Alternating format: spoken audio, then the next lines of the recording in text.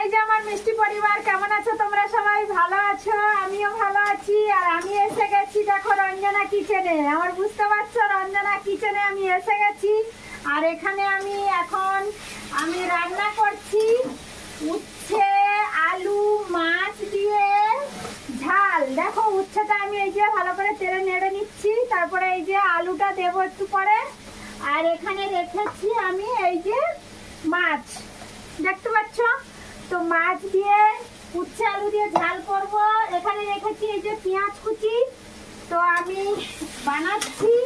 আমি রেসিপিটা বলে দিলাম, এখানে পেঁয়াজ কুচি দেব, আদা রসুন, আর দেব ধনের গুঁড়ো, জিরের গুঁড়ো, সর্ষে গুঁড়ো, ঠিক আছে? তো তোমরা সবাই দেখতে থাকো।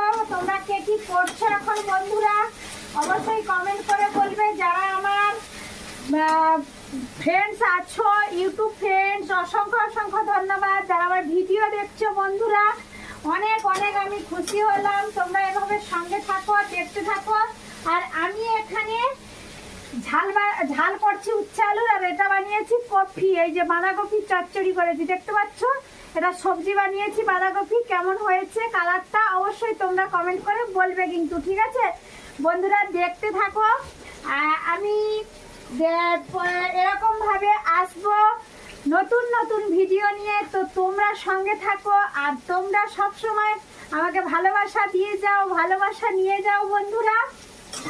তো আমি এখন উচ্ছেটা ভেজে নিলাম গল্প করতে করতে তোমাদের সঙ্গে। উচ্ছেটা একটু লাল লাল করে ভাজার পরে তারপরে আমি আলুটা অ্যাড করব, তারপরে আমি দেব মশলা, আর তারপরে আমি মাছটা দেব। দেওয়ার পরে এই যে গরম জল করে রেখেছি এখানে, দেখতে পাচ্ছ এটা গরম জল বসিয়েছি। আমি এই তরকারির মধ্যে গরম জলটাই দেব, ঠিক আছে?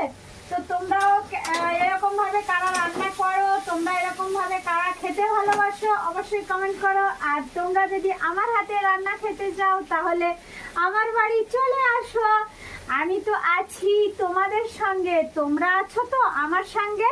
অবশ্যই কমেন্ট করবে কিন্তু বন্ধুরা।